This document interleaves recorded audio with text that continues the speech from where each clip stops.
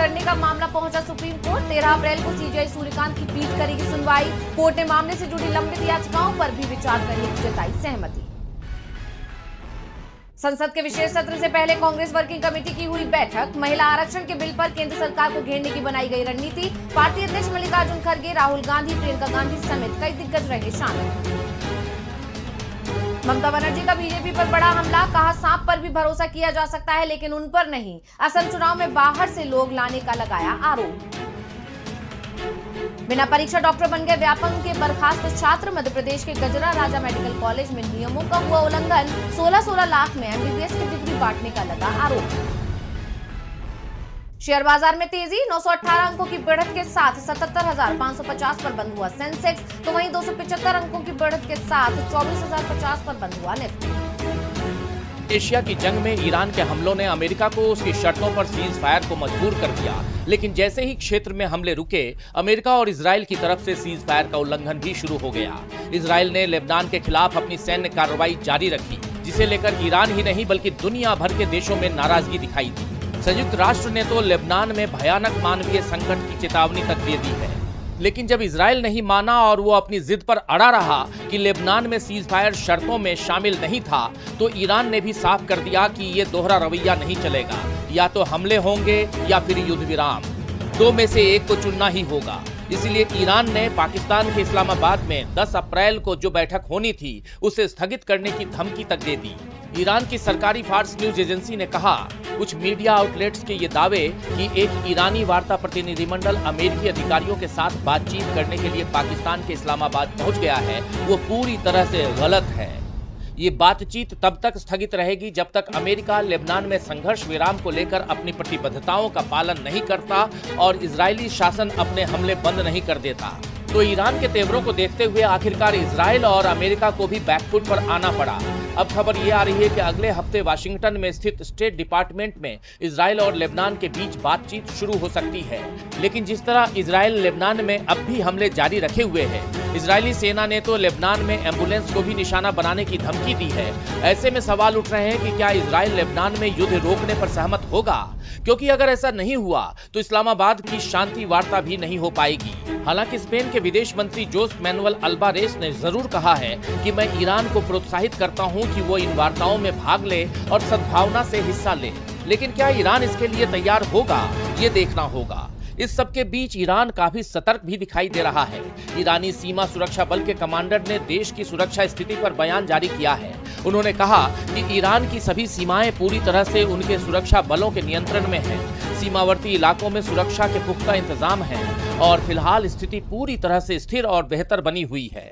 बहरहाल अब सबकी नजरें इस्लामाबाद पर टिकी हुई हैं कि क्या ये मध्यस्थता बैठक हो पाएगी, और अगर ये बैठक होती भी है तो एक बड़ा सवाल ये भी है कि क्या इस बैठक में कोई हल निकल पाएगी। सियासत में 2027 के विधानसभा चुनावों से पहले एक बड़ा भूचाल आ गया है। चुनाव आयोग की तरफ से एसआईआर के बाद जारी की गई नई मतदाता सूची ने सभी राजनीतिक दलों की धड़कनें बढ़ा दी। ऐसा इसलिए क्योंकि इस संशोधन प्रक्रिया के बाद राज्य की वोटर लिस्ट से करीब 2 करोड़ 18 लाख मतदाताओं के नाम काट दिए गए हैं। अब प्रदेश में कुल मतदाताओं की संख्या घटकर 13 करोड़ 25 लाख रह गई है। अब इस मुद्दे पर राज्य में आरोप प्रत्यारोप और दावों का दौर शुरू हो गया है और इसी को लेकर अब समाजवादी पार्टी प्रमुख अखिलेश यादव ने इस लिस्ट पर आपत्ति जाहिर की।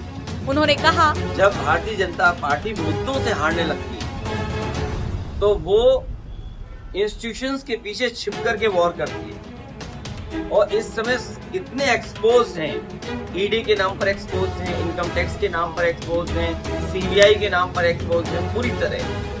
तब Bharatiya Janata party election commission से मिलकर के चुनाव लड़ रही है और उत्तर प्रदेश के बाई इलेक्शन में लूट हुई थी, डकैती हुई थी, या उससे ऊपर कुछ कहोगे वो हुआ। और अभी जो हो रहा है, मैंने एक एग्जांपल दिया हुआ, नंदलाल निषाद, उसका फर्जी दस्तखत करा करके समाजवादी पार्टी के वोट कटवाए। जो व्यक्ति साइन नहीं कर सकता उसके फर्जी साइन बीजेपी के लोगों ने किया, लेकिन इलेक्शन कमीशन किसी भी कार्रवाई नहीं कर रहा। जब कार्रवाई नहीं कर रहा तो आप समझ लो सरकार के साथ अखिलेश यादव का कहना है कि भारतीय जनता पार्टी मुद्दों से हारने लगती है तो इंस्टीट्यूशंस के पीछे छुपकर वार करती है। यानी साफ है कि एसआईआर का मुद्दा 2027 के यूपी चुनाव में भी बड़ा मुद्दा बनने वाला है और विपक्ष इस पर चुप नहीं बैठा। सवाल के बीच हाईकोर्ट ने चुनाव आयोग को बड़ा झटका दिया। हाईकोर्ट ने चुनाव आयोग को ईवीएम की जांच का आदेश दे दिया है। ये बात तो आप लोग जानते ही है कि महाराष्ट्र का विधानसभा चुनाव सवालों में है। चुनाव के बाद राहुल गांधी ने ईवीएम से छेड़छाड़ और वोट चोरी का आरोप भी लगाया था और अब महाराष्ट्र में हुए चुनाव के मामले में ही हाईकोर्ट का ये बड़ा फैसला आया है, जिसके बाद माना जा रहा है कि ईवीएम का केस सबके सामने आने वाला है।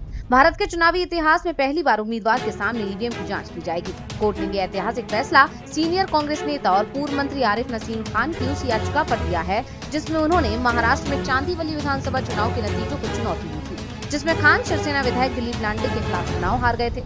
दिलीप भाऊ साहिब लांडे को कुल 1,24,641 वोट मिले थे। वहीं मोहम्मद आरिफ नसीम खान 1,04,016 वोटों के साथ दूसरे नंबर पर थे। इसी पर खान ने अदालत का दरवाजा खटखटाया और ईवीएम के जरिए धांधली की आशंका जताई तो 12 फरवरी को हाई कोर्ट ने कहा था कि ईवीएम की जांच होनी चाहिए और अब जस्टिस सोमशेखर सुंदरेसन ने ईवीएम की जांच करने का आदेश दिया है। कोर्ट ने कहा है कि आवेदक के लिए जब भी ईवीएम की जांच की अनुमति का आदेश दिया जाता है उसके 2 महीने के अंदर ही चुनाव आयोग को मशीनों का निरीक्षण पूरा करवाना होगा। कोर्ट ने कहा कि भारत में इस तरह से कभी उम्मीदवार और अन्य अधिकारियों की उपस्थिति में ईवीएम की जांच नहीं की गई है। मुंबई उपनगर जिले की डिप्टी रिटर्निंग ऑफिसर अर्चना कदम ने कहा कि 16 और 17 अप्रैल को ये डायग्नोस्टिक चेक होगा और अब खान की मौजूदगी में भारत इलेक्ट्रॉनिक्स लिमिटेड यानी BEL ईवीएम की जांच करेगा।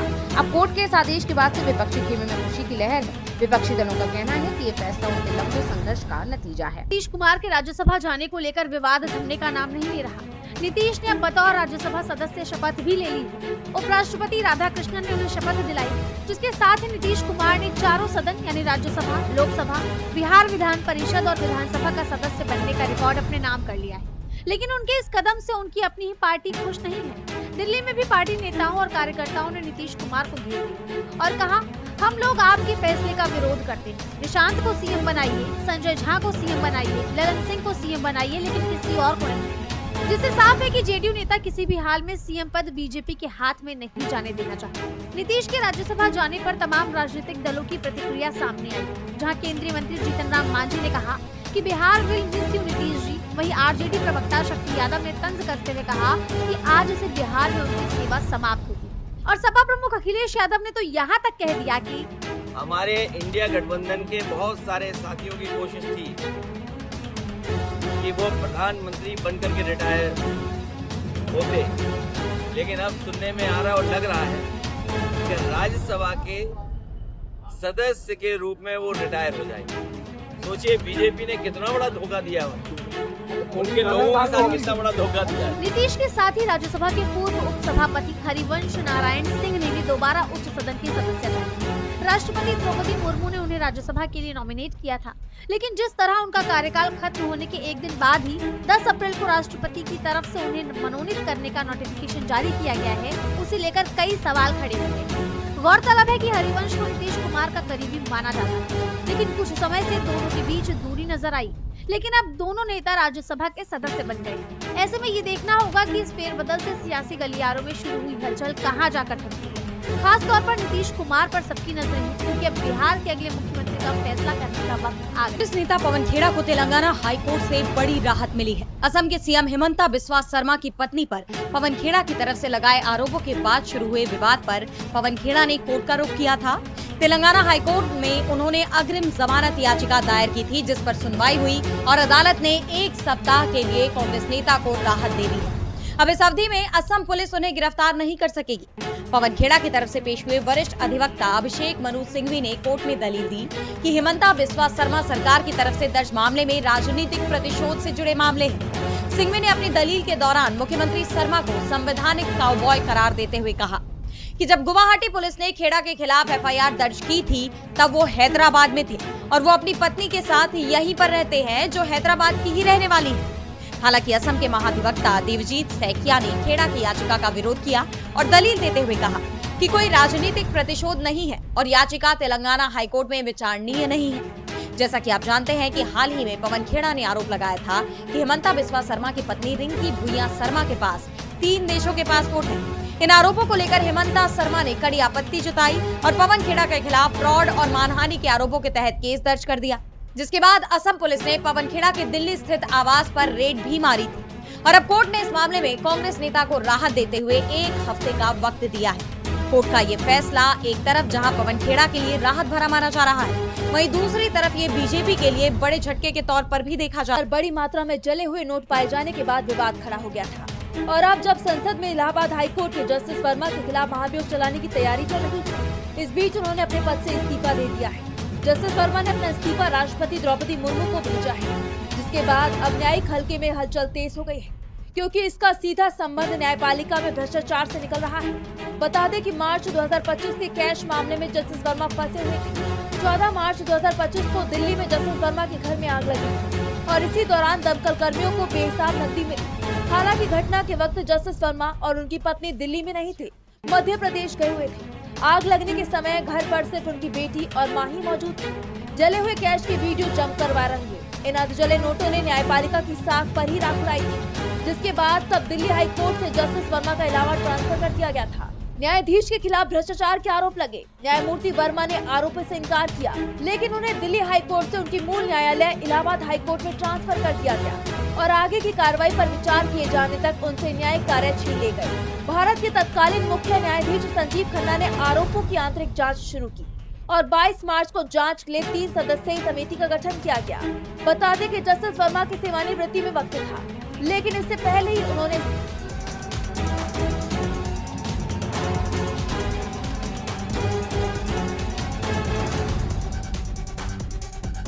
आज उत्तर प्रदेश चुनाव आयोग ने भी अपने वोटरों की सूची जारी कर दी, जिसमें उसने 2 करोड़ मतदाताओं को सूची से बाहर किया है। इसके पहले पश्चिम बंगाल में भी करोड़ों मतदाताओं को चुनाव आयोग लिस्ट से बाहर कर चुका है। बीजेपी का ये एक नया फॉर्मूला है कि आप हमें वोट दो या ना दो, लेकिन जीतेंगे तो मोदी, क्योंकि मोदी है तो मुमकिन है। अब हर जगह नहीं हो पा रहा है, तो अब सर से ही काम चलाना पड़ेगा।